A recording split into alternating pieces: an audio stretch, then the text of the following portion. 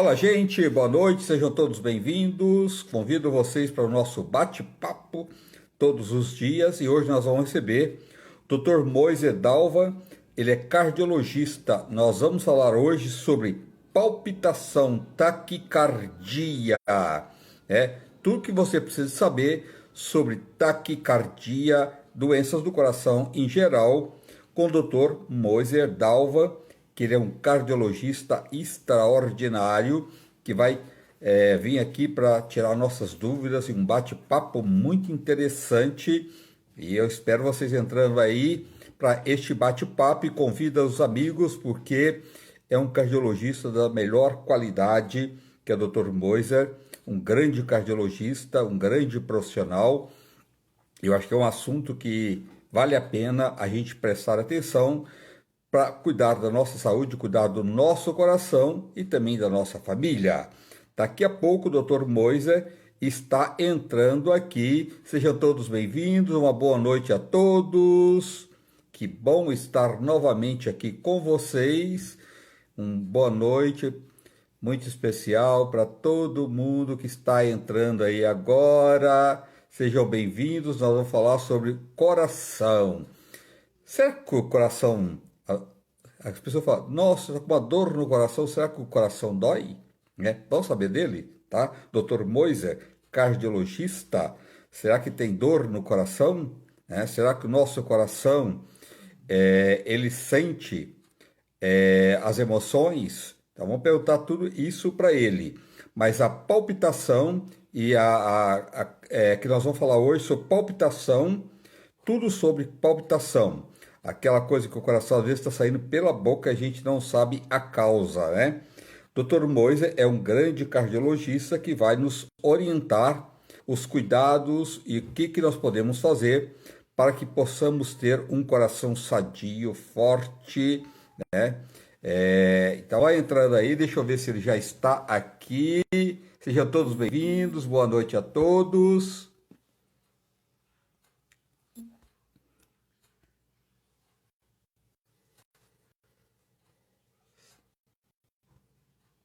Boa noite, Maísa, Sandra, Carmen, Edna, Tatiana, Débora, Andréia, minha xará. Daqui a pouquinho não entrou ainda, mas daqui a pouquinho ele está aqui.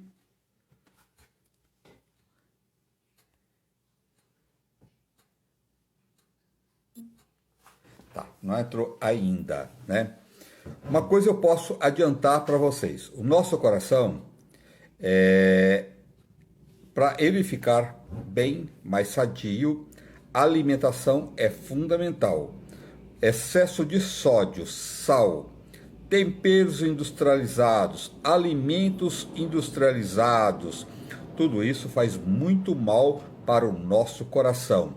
Obesidade, né?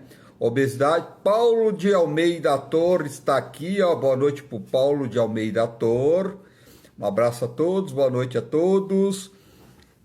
Então, os alimentos industrializados, ele pode ser um dos causadores das doenças do coração. Então, temos que ter cuidado sempre com a nossa alimentação. Sal, quem puder trocar o sal, usar sal rosa, mesmo assim uma quantidade pequena de sal rosa, ou sal light, que tem 50% menos sódio. Evita aqueles temperinhos industrializados, porque no meio daquele tempero você não sabe a quantidade de gordura e de sal que ali tem. E uma outra coisa também que nós precisamos ter mais cuidado é com óleo de cozinha, né? Esse que a gente chama óleo de partilheira, que é aqueles frascos que fica lá no supermercado, que usar de uma forma abusiva, principalmente o óleo de soja, ele satura muito, então tem que ter cuidado também na nossa alimentação. E o Dr. Moisés já está aqui para o nosso bate-papo. Vamos perguntar tudo isso para ele, que ele é o especialista, ele sabe tudo do coração. Um grande cardiologista, um grande cirurgião cardíaco. Olá, doutor! Deixou a barba? Tá diferente. Tudo bem? Tudo bem, e você? Tudo bom, André. Graças a Deus. Como é que estão as coisas? Graças a Deus, tudo bem. Melhor agora falando com você. Obrigado por você estar aqui mais uma vez com a gente, trazendo informações e trazendo orientação para as pessoas que estão em casa, para cuidar melhor do seu coração, né, doutor? Eu que agradeço a oportunidade sempre, André. É sempre um prazer muito grande estar aqui com você. Doutor, o coração dói? Desculpa, André. De novo, de novo. O coração dói? Ah, essa é uma pergunta que você pode responder de vários jeitos, né? É, brincadeiras à parte, pergunta para qualquer pessoa apaixonada se o coração dói. Dói sim. Mas o coração propriamente, ele não dói.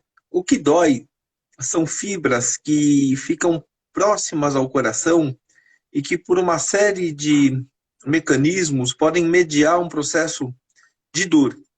Mas essa dor, elas não são específicas do coração. Elas são dores que têm a ver com essa questão da inervação que o coração tem. O músculo cardíaco mesmo, ele é desprovido de nervos. Mas existem muitos nervos periféricos que passam próximos do coração. E em determinadas circunstâncias, existem alterações bioquímicas que levam à sensação de dor. É o que acontece, por exemplo, quando a pessoa infarta.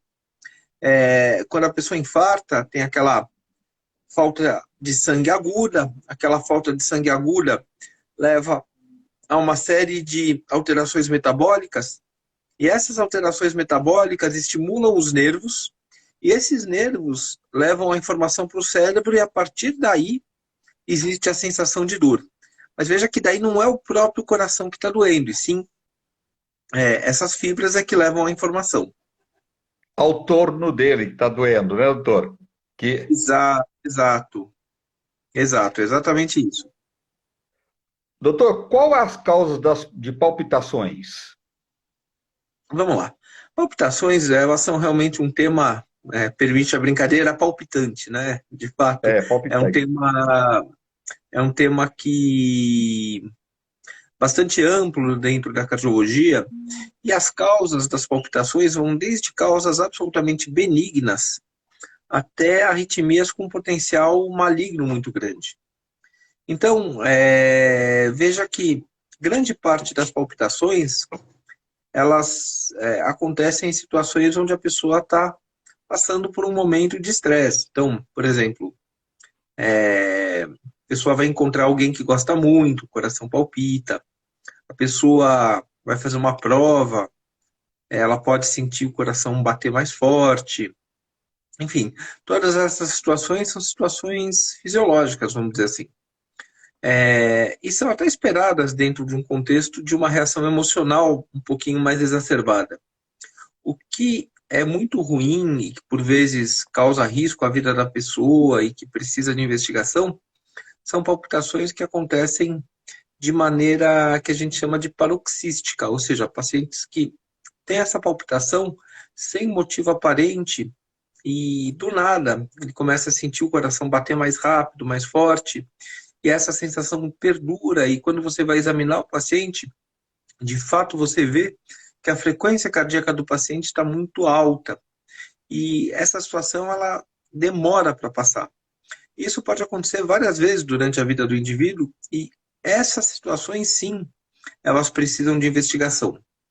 Então, resumindo, situações onde você espera que o paciente tenha palpitação, uma situação de um estresse emocional, a pessoa está numa situação muito estressante, é normal que o coração bata rápido.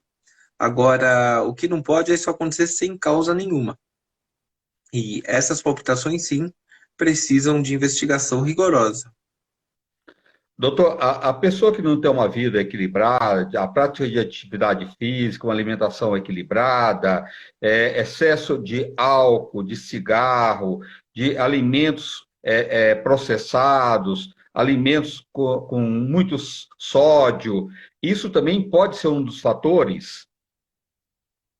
Vamos lá, assim, com relação à alimentação, esses fatores todos que você citou, eles são muito agressivos para a saúde do coração de maneira geral, mas eles não são específicos para geração de arritmias, de palpitações. Existe, porém, uma classe de alimentos que realmente desencadeiam palpitações, que são alimentos ricos em cafeína.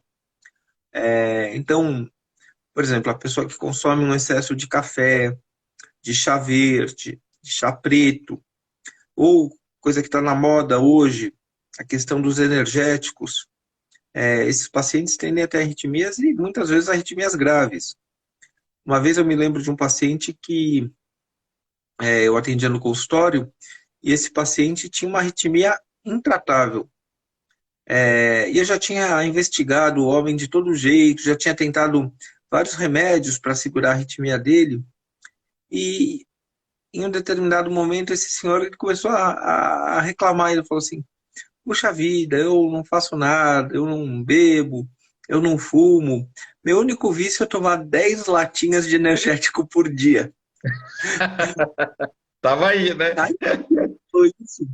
Ficou muito claro para mim qual tinha sido a origem da arritmia dele. E foi muito interessante, porque bastou ele parar com esse hábito de consumo excessivo de energéticos que a arritmia dele desapareceu. Então, Olha, a alimentação que não é saudável, a falta de exercícios, enfim, elas são todos fatores que eventualmente são muito deletérias para a saúde do coração de maneira geral. Mas com relação a arritmias, de fato, os derivados da cafeína, eles têm um papel importante. Um outro fator que, infelizmente, a gente vê bastante, e às vezes com resultados fatais, tem a ver com o consumo de algumas drogas ilícitas, principalmente a cocaína. A cocaína, ela acelera muito o coração e ela faz um espasmo das artérias coronárias. Então, esse é o pior dos mundos, porque a pessoa, quando o coração acelera muito, o coração precisa de mais oxigênio para bater. E, junto com isso, o paciente acaba evoluindo com uma diminuição da oferta de oxigênio, porque as coronárias elas entram em espasmo. E esse é o motivo pelos quais as pessoas morrem de overdose desse tipo de droga. olha, como é terrível. O vício é terrível, né? É massacrante, né? É Sim, destruidor, né? O vício é terrível, né? sim, e curioso que muita gente jovem acaba morrendo de overdose, e o mecanismo de morte, em geral, é esse, né? É uma arritmia, uma frequência cardíaca muito alta, associada a um espasmo de coronárias. Doutor, aquela pessoa que tem síndrome do pânico, que às vezes tem crises, né? Que tem uma sensação de morte, que o coração, eles falam, o coração está saindo pela boca, né? Porque tá muito forte a taquicardia e a pessoa fica apavorada, a família também às vezes não sabe como lidar nesse momento, né, com essa pessoa que está passando nessa crise, e a pessoa pede, pelo amor de Deus, me leva para o hospital que eu estou morrendo, e chega lá, vai medir a pressão, fazer exame, está tudo normal, é uma síndrome do pânico. E nesses casos, doutor? Vamos lá. Síndrome do pânico é uma doença que entra dentro do espectro de transtornos de ansiedade. Transtornos de ansiedade são doenças que atualmente são muito comuns, ou seja, muita gente padece de transtorno de ansiedade. E a síndrome do pânico, ela é, vamos dizer assim, é a ansiedade na forma mais explosiva que tem. Porque uma crise de pânico, quem já presenciou, quem já teve, sabe muito bem que ela é uma coisa avassaladora.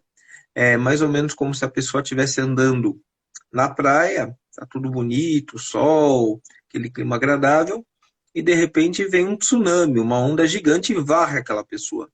Ou seja, os mecanismos de racionalização, eles não costumam funcionar. Muitas vezes a pessoa sabe que ela está tendo uma crise de pânico, mas ainda assim ela não consegue racionalizar a ponto de se acalmar.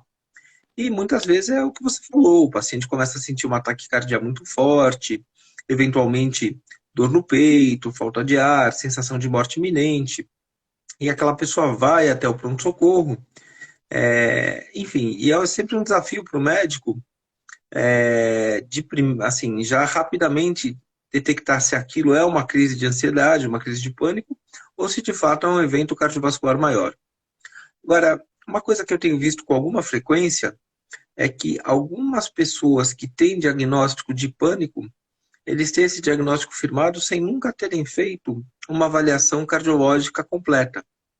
E isso é um problema, porque é, o pânico existe, a gente sabe, o pânico ele é uma doença,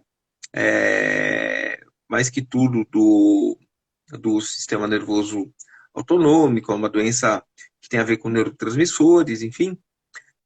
E o pânico por si só não é uma doença cardiológica. Porém, como os sinais e sintomas muitas vezes são parecidos, toda pessoa que tem síndrome do pânico e que tem ataques recorrentes, obrigatoriamente precisa fazer uma avaliação cardiológica completa. Eu mesmo tenho um caso muito interessante. Uma vez passou comigo um rapaz que já tinha feito várias avaliações com o psiquiatra e era a primeira vez que ele estava procurando o auxílio cardiológico. E ele tinha um diagnóstico muito bem firmado de síndrome do pânico. No final, a gente descobriu que aquele paciente tinha uma arritmia que, em determinados momentos do dia, ele entrava numa situação que se chama de bloqueio atrioventricular, ou seja, o coração dele começava a bater muito devagar. E ele começava a sentir uma tontura muito grande. E essa tontura muito grande levava a um medo muito grande. E todo mundo achava que era uma crise de pânico. Em vez, não era. Era uma doença cardiológica. A gente passou um marca-passo nesse rapaz e ele ficou muito bem. Faz muitos anos que eu acompanho ele e ele nunca mais teve nada. Então, esse é só um dos exemplos que mostram para a gente que é importante que se faça uma avaliação cardiológica antes de fechar o diagnóstico de transtorno de ansiedade. Muito bem colocado, que ótimo você colocar isso, que eu acho que todo mundo deveria, quando tem qualquer mudança no seu quadro, um ataque cardíaco, ou eleva a pressão, tudo, tem que procurar um cardiologista, né, doutor? Independente se procurar um psiquiatra, que de repente você fala, rapaz, mas é o momento que eu estou, por que não procurar os dois? Né? Fazer uma avaliação com o psiquiatra e também procurar um cardiologista. É muito mais seguro, né?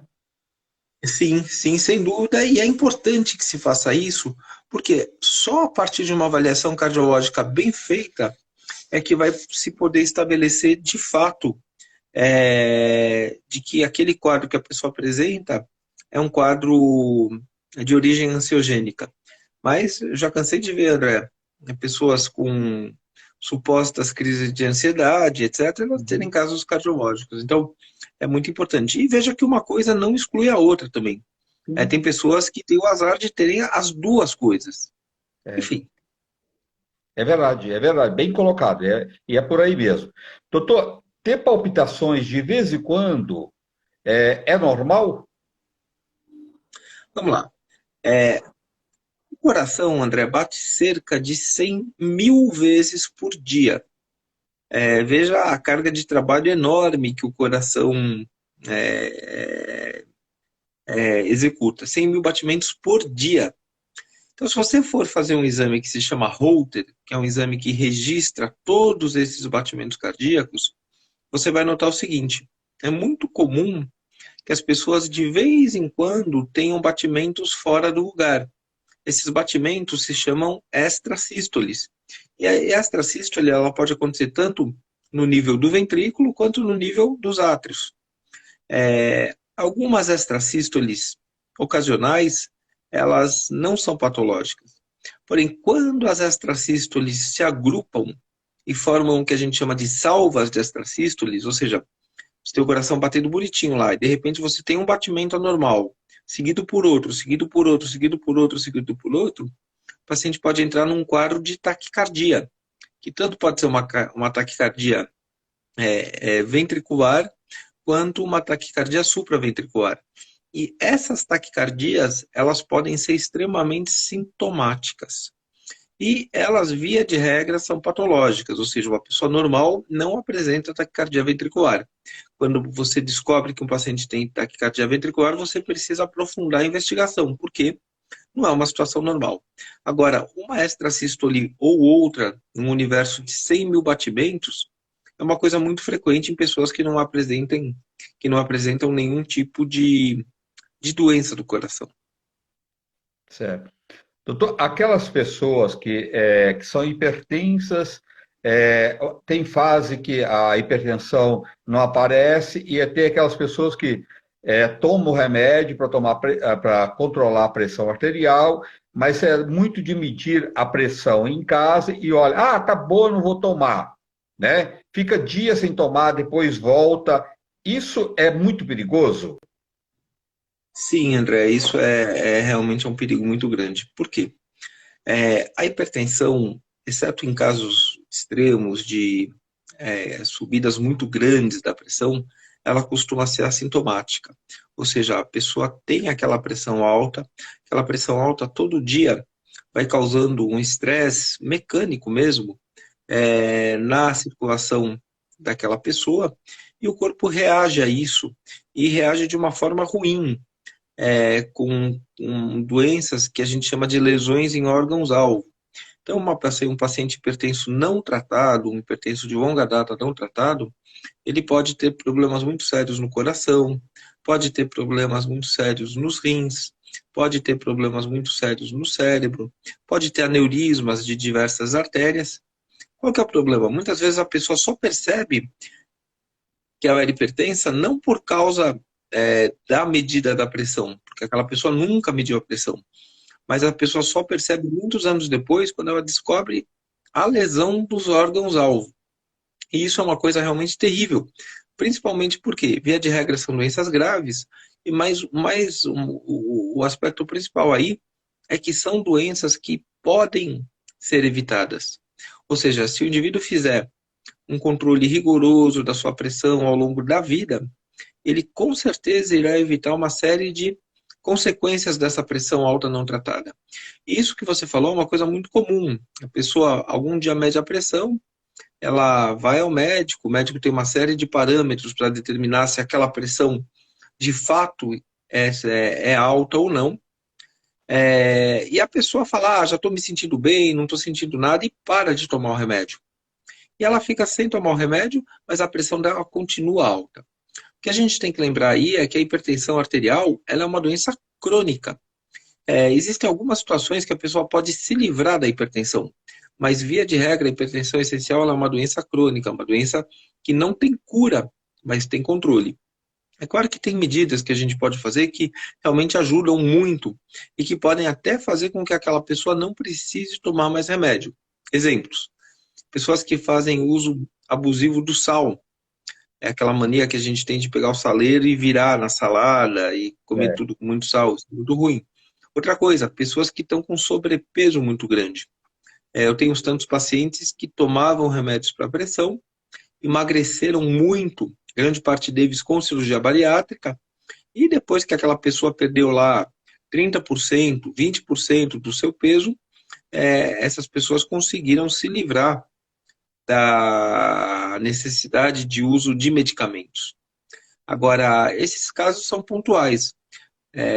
Reforçando, pessoas que são hipertensas, via de regra, elas têm uma doença crônica, elas têm uma doença incurável, porém controlável. E nesse sentido, é muito importante que as pessoas tomem o remédio direitinho. E não parar de tomar sem a orientação do seu médico, né? Só se o seu médico mandar você parar, aí tudo bem, mas não faça isso por conta, porque não é desta forma que você vai cuidar da sua pressão, né, doutor? É continuar tomando direitinho, até naquele horário certo, né? E lógico, cuidar da alimentação, da atividade física e depois o seu médico pode fazer uma avaliação, ele pode até diminuir a dosagem e pode chegar até a tirar essa medicação, mas não deve tirando por conta própria, né, doutor? Sim, perfeito, André, exatamente isso. Sim, tratar a pressão, acompanhar a pressão é uma coisa muito séria. Por quê? Porque a consequência da pressão maltratada ela é terrível. Então, as pessoas realmente elas não podem interromperem a medicação por conta própria. É muito importante que elas procurem uma orientação do médico que as acompanha para que isso seja feito da melhor maneira possível. Doutor, uma pessoa que sempre tem uma certa hemorragia nasal, isso tem muito a ver com a parte cardiológica? Vamos lá, o que acontece? O nariz, ele é um órgão extremamente vascularizado. Em especial a região da asa do nariz, que é essa região aqui lateral da ponta, é uma região que tem muitos vasos. E esses vasos têm uma característica de serem muito finos, são vasos muito delicados. Então, realmente, sangramento nasal pode ser um sintoma de crise hipertensiva, ou seja, a pressão da pessoa sobe muito, esses vasinhos arrebentam e a pessoa começa a sangrar. Porém, esse não é a única causa de sangramento nasal. Então, pessoa que tem sangramento nasal frequente, além de ver a questão da pressão, que é importante, claro, precisa também consultar um otorrino, porque às vezes existem anomalias nessa região dos vasinhos, existem às vezes novelos de vasinhos, e muitas vezes isso pode ser resolvido com procedimentos relativamente simples, uma cauterização desses vasinhos resolve o problema. Ou Tá. seja, embora a pressão alta seja um dos motivos de sangramento nasal, seguramente não é o único. Nesse caso, também deve procurar os dois especialistas, né, doutor? Também é muito bem-vindo, né? Sim, com certeza. Pode e deve, na verdade, né, Deve. André? Isso é É, uma coisa é importante. verdade. Doutor, é mito ou é verdade que o coração de vez em quando dá uma paradinha? Vamos lá. Lembra que eu falei para você que o coração bate cerca de 100 mil vezes por dia? Sim. E que é comum a pessoa ter um batimento fora, que se chama extrasístole. Muitas vezes, essa extrasístole, ela é acompanhada de uma coisa que se chama de pausa compensatória. Ou seja, o coração está batendo lá bonitinho, aí ele tem um batimento precoce. Logo depois desse batimento precoce, existe uma pausa pequena. E isso realmente não tem, na maioria das vezes, um significado patológico. Porém, a pessoa nem sente essa pequena parada, porque é uma coisa muito rápida. Agora, existem doenças que a gente classifica como bloqueios atrioventriculares, que aí sim o coração o coração pode apresentar frequências cardíacas muito baixas. Isso existe. E existe uma outra entidade que se chamam pausas. E essas pausas, elas muitas vezes são muito graves, mas elas são sempre patológicas. Para você ter uma ideia, tem situações que as pausas podem demorar 3, 4, 5, 6 segundos. Nossa, Então, quando tem uma pausa de 6 segundos, o cérebro dele fica 6 segundos sem irrigação. E esse paciente pode realmente apresentar sinais de deficiência de irrigação cerebral. Ele pode sentir tontura, ele pode eventualmente desmaiar. E se ele desmaia, ele pode desmaiar numa situação muito ruim, por exemplo, a pessoa pode desmaiar atravessando a rua, a pessoa pode desmaiar descendo uma escada. Eu mesmo tive dirigindo. um paciente uma vez, sim, eu tive um paciente uma vez que era uma senhora, ela chegou ao hospital com um quadro de queimadura. Ela estava cozinhando e ela caiu em cima do fogão. Quando a gente foi ver, isso aconteceu porque o coração dela estava batendo muito devagar. Então, realmente, essas pausas, esses períodos de bradicardia, eles realmente precisam de uma avaliação, precisam de um acompanhamento, e muitas vezes essas situações elas são resolvidas com implantes de marca-passo. E como a pessoa pode e deve procurar ou procurar um médico? Qual o primeiro sintomas disso que ela deve já ir no cardiologista, doutor? Vamos lá. André, o ideal é a gente fazer aquilo que a gente chama de manutenção preventiva. Muitas vezes a gente consegue descobrir os problemas antes que eles comecem a apresentar sintomatologia. Eu sempre faço essa analogia e eu acho ela realmente muito própria. Ou seja, a gente leva o carro na revisão a Concessionário. cada 10 É. quilômetros, mas a gente não tem o hábito de levar, de procurar o médico uma vez por ano, pelo menos. Então, isso seria o ideal, a pessoa fazer uma avaliação cardiológica a cada ano. É claro que a intensidade dessa avaliação cardiológica varia com relação a uma série de coisas. Por exemplo, a avaliação cardiológica que se faz para uma pessoa assintomática de 18 anos é completamente diferente da avaliação cardiológica que se faz para uma pessoa assintomática de 60 anos. Ok, mas ainda assim as pessoas deveriam procurar todo ano o seu cardiologista para fazer uma avaliação. A, Agora, par- a partir de que idade, doutor, que as pessoas deveriam procurar já? depende muito, André. Depende basicamente de duas coisas. Primeiro, aquela pessoa tem fatores de risco ou não tem fatores de risco? Aquela pessoa tem sinais e sintomas de doença cardiológica ou não? Então, o que a gente recomenda? Pacientes assintomáticos, sem história positiva para nenhum tipo de doença cardíaca, a gente pede que aos 30 anos aquela pessoa faça um exame cardiológico completo que a gente vai usar como linha de base. Ou seja, a partir dessa linha de base, a gente vai comparar os exames subsequentes que aquela pessoa fez com os exames de linha de base. Agora, se por outro lado aquela pessoa vem de uma família que tem muita gente com problema de coração, se aquela pessoa sente alguma coisa de diferente, ou se aquela pessoa vai participar de esportes de alto rendimento, é muito importante que essas pessoas façam uma avaliação mais precoce. Você vê, uma das situações mais tristes que de vez em quando a gente vê, e agora na época que a gente tem os jogos de futebol, principalmente, que tem muitas câmeras que filmam os eventos, volta e meia você ouve falar que um jogador de futebol morreu no campo. É E vejam, esses verdade. jogadores de futebol, via de regra, são pessoas muito jovens. E É, são pessoas muito jovens que, a princípio, não sentiam nada. Agora, é, pessoas que vão se engajar em atividades que exijam esforço muito grande, obrigatoriamente precisam fazer uma avaliação cardiológica completa. Muitas tragédias poderiam ser evitadas se as pessoas fizessem isso. Quer ver uma outra situação prosaica que volta e meia se vai acabar em tragédia? Pessoas que fazem mergulho. Pessoas que fazem. E aí não estou falando mergulho na piscina, mas estou falando das pessoas que fazem mergulho de profundidade. Existe uma doença que ela é muito sutil, que são doenças que existem comunicações entre o lado direito e o lado esquerdo do coração. As pessoas que têm isso, na maior parte das vezes, elas não sentem absolutamente nada.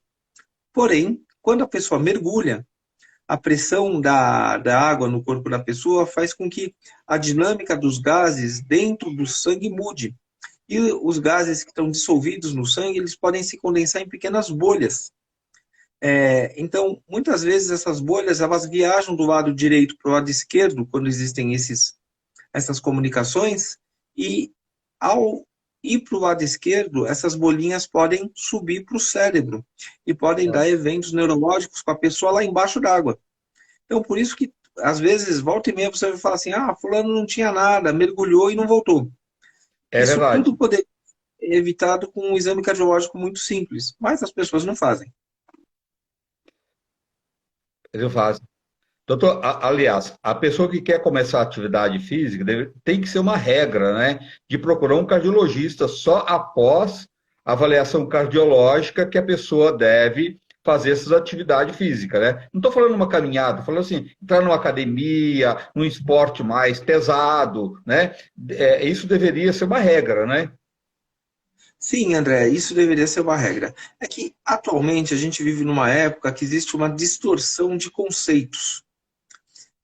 A gente sempre ouve uma frase que, desde pequenininho, a gente ouve o seguinte: esporte é saúde, esporte é saúde, esporte é saúde. Na verdade, essa frase deveria ser reformulada.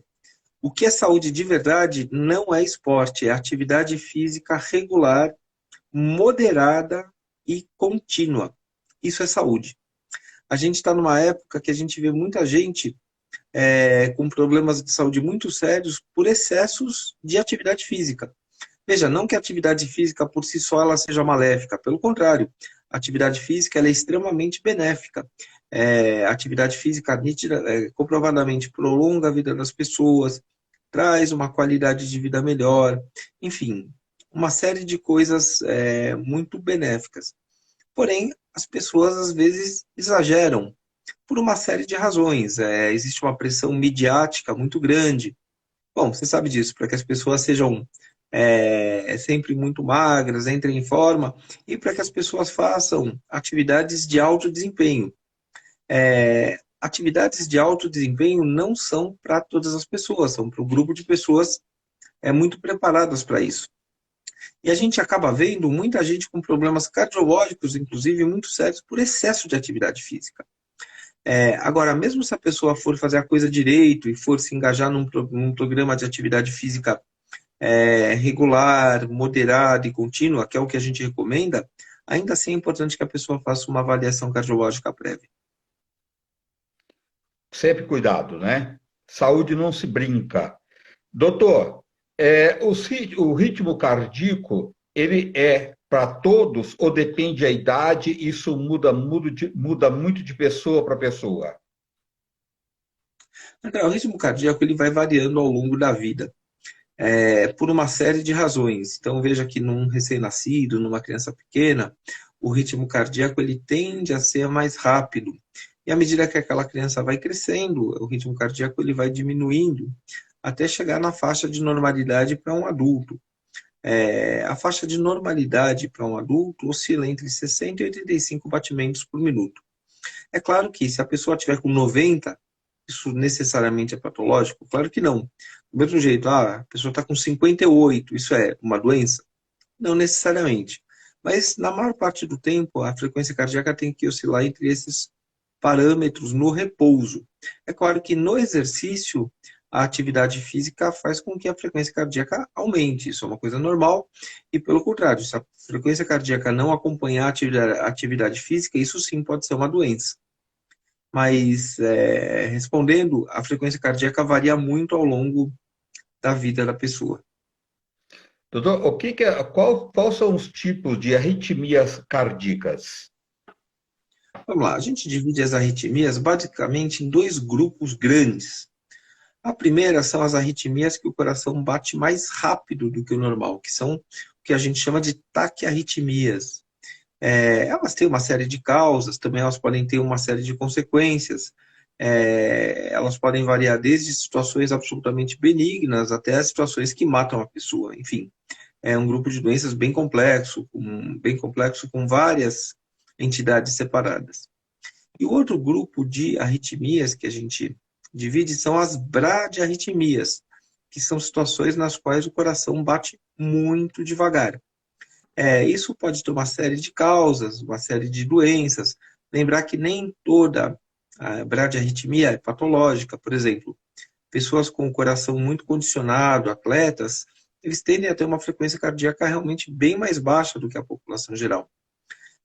Mas excetuando esse grupo de pessoas, quando a pessoa tem uma frequência cardíaca muito baixa, isso também é uma doença. É uma doença que também tem tratamento. Via de regra, o tratamento das bradiarritmias é a inserção do aparelho de marca-passo. Tem muitos casos que precisam de um marca-passo, né, doutor? Tem muitos casos, André, muitos casos que precisam de marca-passo. E aí que o marca-passo, em especial, é uma situação realmente, vamos dizer assim, entre aspas, cruel, por quê? A rede pública ela não está preparada para absorver a demanda de todos os pacientes que precisam de marca-passo. A gente tem uma série de pacientes que necessitam de marca-passo e simplesmente eles não conseguem colocar. Por quê? Porque a rede pública ela não está estruturada para atender essa demanda. A gente tem situações dramáticas. Às vezes o paciente tem uma frequência cardíaca tão baixa, mas tão baixa, que ele vai ao pronto-socorro, o médico do pronto-socorro insere nesse paciente um marca-passo que a gente chama de marca-passo provisório, e depois esse paciente nunca mais consegue inserir um marca-passo definitivo. Só que o marca-passo provisório ele tem uma série de problemas, porque o marca-passo provisório ele não fica dentro do corpo, ele fica fora do corpo. E para que ele funcione, você precisa colocar um eletrodo, um cabo, entrando pelo pescoço para fazer o contato entre o marca-passo, que fica fora do corpo, e o coração. Claro que essa é uma situação muito precária. O ideal é que essas pessoas colocassem um marca-passo definitivo. Uma outra questão muito importante diz respeito às pessoas que colocam o marca-passo definitivo e nunca mais fazem a avaliação desse marca-passo. Por quê? Porque, de novo, a rede pública ela não está estruturada para esse tipo de situação. O que é um problema muito sério, porque um dia a bateria do marca-passo acaba e aquela pessoa morre. Eu já cansei de ver isso várias vezes. Inclusive, pensando nesse grupo de pacientes, a gente estruturou uma ação que se chama Clínica de Marca-Passo Popular. A clínica de marca-passo popular é muito interessante, porque os pacientes conseguem fazer o acompanhamento do marca-passo e mesmo a troca do aparelho, o implante do aparelho quando indicado, com uma condição financeira muito favorável. Que maravilha O isso! Que Sim. fantástico isso! Isso é uma ação social, na verdade, né, André? Claro que, Sim. obviamente, que existe um custo do implante, do marca-passo, porque o aparelho é caro, mas a gente conseguiu fazer uma parceria com algumas empresas que elas fornecem esse aparelho a um preço muito parecido com o que elas fornecem para o SUS. Então, isso faz com que seja possível para a grande maioria dos pacientes que estão esperando na fila, enfim, muitas vezes para fazer uma avaliação de marca-passo, ou para fazer a troca, ou o implante do marca-passo, elas conseguem fazer isso numa condição bem mais favorável. Olha, que bacana isso, que genial isso.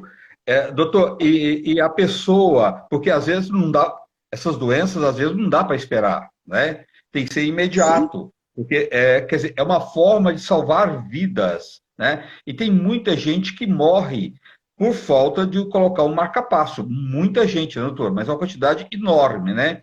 E que bom sim. ter essa abertura. Isso tem que ser muito mais divulgado, porque isso vai salvar vidas. Que legal esse trabalho. Aliás, eu sou seu fã, adoro você, acho que você além de ser um grande profissional, um grande ser humano, tem uma mão abençoada, faz tantas cirurgias cardíacas, salva tantas crianças recém-nascidas que nascem com alguma anomalia cardíaca, e agora você trazendo mais essa informação, só podia esperar de você isso. Que bacana, parabéns, viu? Vão Não, divulgar André, bastante obrigado. isso, que é muito importante. Sim, sim, e de fato, André, é muito triste você ver essas pessoas que têm marca-passo morrendo, por exemplo, porque a pessoa nunca conseguiu fazer uma avaliação do marca-passo e o marca-passo a bateria acaba e a pessoa não percebe e a pessoa morre, é triste. Ou pessoas que precisam colocar marca-passo enfim, não conseguem porque o aparelho é muito caro, e a pessoa que não tem convênio e fica na dependência do SUS, ela acaba realmente ficando numa situação muito precária, que é muito ruim. Vamos ver, André, estou bem animado com essa ação, eu acho que pode ajudar uma quantidade muito grande de pessoas, e, de fato, o apoio que a gente teve dos fornecedores de marca-passo, desse acordo que a gente fechou, deles fornecerem o marca-passo por um preço muito parecido com o que o SUS paga, vai, vai poder fazer com que uma quantidade muito grande de pessoas que até agora não têm acesso a esse método de tratamento possam vir a ter. Que maravilha. Parabéns, a gente vai divulgar muito isso, que é essencial. Doutor, e quais são os tipos de arritmia que a gente pode considerar que é gravíssima? As arritmias mais graves, André, são as arritmias extremas. Tanto as taquiarritmias extremas, ou seja, o coração começa a bater tão rápido, mas tão rápido, mas tão rápido, que chega uma hora que o coração perde a capacidade de bater como uma entidade única. Assim, se você for ver as fibras do coração, quando elas batem todas no mesmo ritmo. E é isso com que faz com que o batimento cardíaco seja eficaz. Porém, às vezes o coração bate tão rápido que cada fibra começa a contrair num tempo diferente da outra fibra. Isso é uma situação que se chama fibrilação ventricular. E a fibrilação ventricular, ela é terrível. Por quê? Porque o coração perde completamente a eficiência de batimento. E o coração para de impulsionar o sangue. E essa é uma situação de parada cardíaca. Então, esse tipo de arritmia, ele é muito grave. Essa arritmia, essa taquiarritmia, essa arritmia que o coração bate muito rápido. Por outro lado, a bradiarritmia, ela também pode ser muito grave.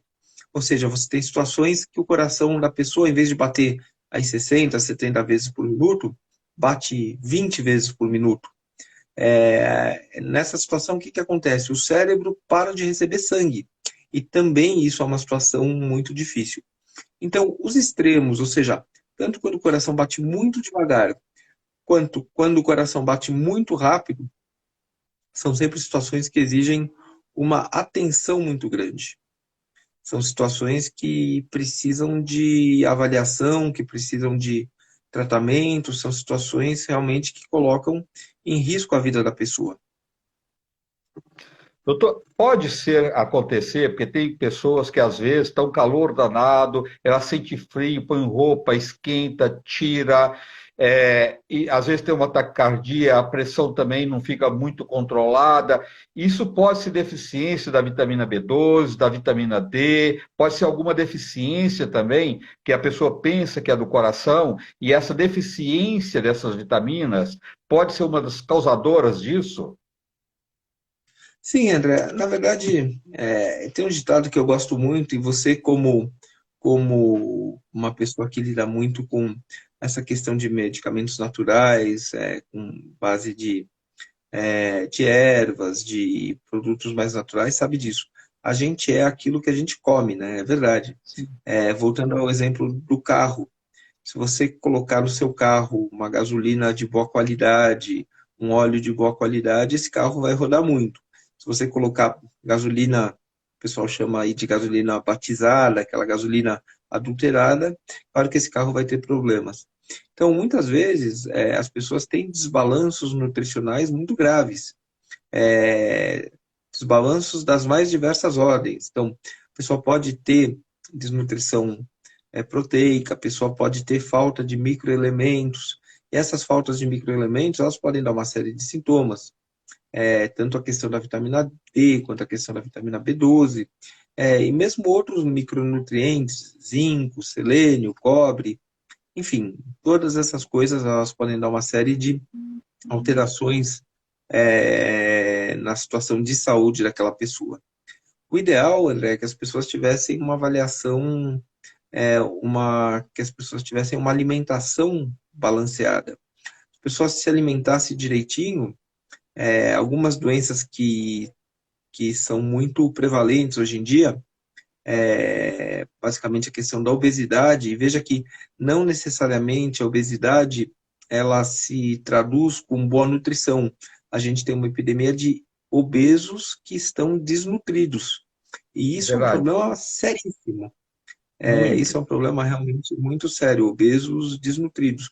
Agora, tudo isso poderia ser evitado ou pelo menos melhorado se as pessoas tivessem acesso a uma educação nutricional de qualidade. Nesse sentido, esse trabalho que você faz de divulgar métodos das pessoas se alimentarem melhor, com base em uma alimentação mais natural, com base em ervas, ele é muito bonito. Uma outra coisa que as pessoas poderiam fazer e que ajudaria muito seria uma avaliação com nutricionistas. Você pega um Sim. bom nutricionista, realmente ele faz a diferença na vida da pessoa. Você sabe, né, André? Perguntar para o médico o que eu posso comer é uma desgraça. O médico vai falar para você assim: ó, não coma sal, coma salada e coma peito de frango grelhado. Que a gente É, sabe que não é a dieta do mundo real. A dieta do mundo real é, ela é muito mais complexa que isso. é verdade. Então, nesse sentido, é, como é que é um ditado que eu gosto muito? É, é, coma a sua comida como se ela fosse um remédio, para que mais para frente você não precise tomar remédio como se fosse comida. É É basicamente verdade. isso, né? Mas trocas dá para fazer, é só evitar os alimentos. Comer comida de verdade, né, doutor? Comida caseira, Sim, comida de mãe, né, que a gente fala, né? Frutas, legumes, verdura, aproveitar o alimento num todo, né? Evitar os alimentos industrializados, processados, açúcar, gordura, isso tudo está ao alcance de todos, né? Que até o sim. contrário, a alimentação fica até mais em conta quando você tem um olhar para a alimentação num todo, não desperdiça nada e aprende a usar os melhores alimentos, né? Sim, com certeza. E veja que coisa interessante, André. A gente vive numa época que existe uma inversão histórica. Até a Segunda Guerra Mundial, muito mais gente morria por falta de acesso aos alimentos do que pelos excessos de alimentos.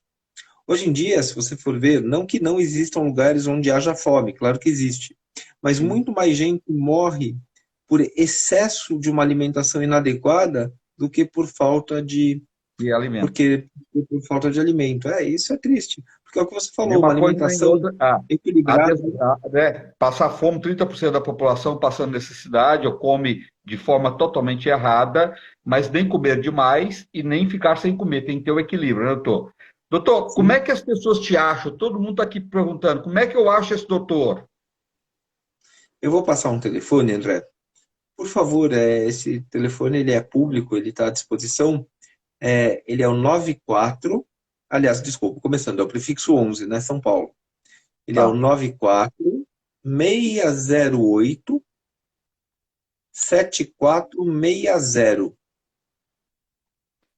tá. Pode mandar o WhatsApp. Quem quiser fazer uma consulta online também dá para fazer, né, doutor? Também dá para fazer a consulta online, dá para ver essa questão que a gente conversou do marca-passo também, tudo através Tá. desse telefone. Doutor, olha, eu vou divulgar esse telefone.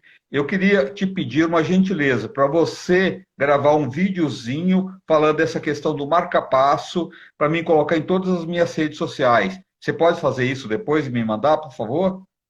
Claro, André, com todo o prazer do mundo, eu faço e te mando sim. E te agradeço aí o Tá, apoio na divulgação. eu vou falar com o Ocimar amanhã, que o Ocimar é o diretor do programa Mulheres lá, que amanhã eu estou lá na Gazeta, toda quinta-feira, e convido vocês para estar comigo lá, para ele te levar lá para você divulgar esse trabalho que eu acho que é maravilhoso, fantástico, e precisa ser muito divulgado para ajudar milhões de pessoas que precisam. Então, quem quiser marcar um horário com o doutor Moiser, é doutor Moiser Dalva, é 011 94608 7460. 011, quem for fora de São Paulo, 94608 7460. Quem não tiver caneta aí, no final, quando terminar a nossa live aqui, eu vou colocar o telefone dele lá, tá? Quem quiser pode pegar e entrar em contato e divulgar essa live que eu acho que vai ajudar milhões de pessoas. Quem puder divulgar, compartilhar com seus amigos, ela vai ficar salva aqui. E eu queria te agradecer muito, te parabenizar por este ser humano, por essa pessoa, por esse médico que você entendeu? Que faz da sua profissão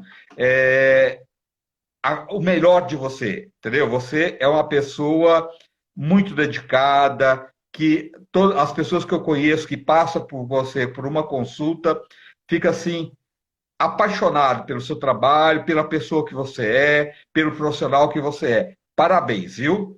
Muito, muito bom mesmo ter pessoas como você. André, muito obrigado aí pelas belas palavras, eu fico até sem jeito. Muito obrigado mesmo. É sempre um prazer muito grande estar com você. E da mesma forma, André, você com esse seu trabalho aí de divulgação de uma alimentação mais saudável, do uso de ervas e de substratos naturais para o tratamento da saúde das pessoas, também faz um trabalho muito, muito bonito. Obrigado, doutor. Ó, parceiro, viu? Muito obrigado. Amanhã eu vou falar com o Alcimar lá. Tenho certeza que o Alcimar é um coração grande e vai te levar lá para divulgar esse trabalho fantástico seu. Tá bom? Muito obrigado, André. Muito obrigado. Muito obrigado. Obrigado Um a grande você. abraço. Espero o vídeo, viu? Tá? Eu vou mandar sim. Tá, obrigado. Gente, uma Obrigado, boa André. noite para vocês. Divulga esse vídeo. Ó, quem quiser falar com o Dr. Moise é 011 4608-7460, tá? Quem quiser fazer uma avaliação, a questão do marca-passo, se você sabe alguém que está nessa fila quilométrica, que não chega, às vezes não chega, para muita gente não chega, é cruel, é difícil a gente até falar disso, porque esse direito todo ser humano tem que ter, né? De lutar pela sua vida, pela sua saúde, né? É o mínimo, todo mundo tem esse direito, né?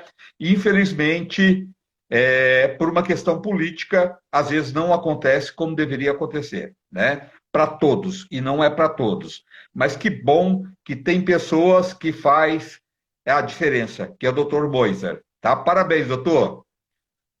Boa Obrigado, noite para André. você, fica com Deus, tudo de Boa noite. bom. Boa noite. Um grande abraço. Obrigado. Obrigado, André. Obrigado a você, boa noite, gente. Até amanhã.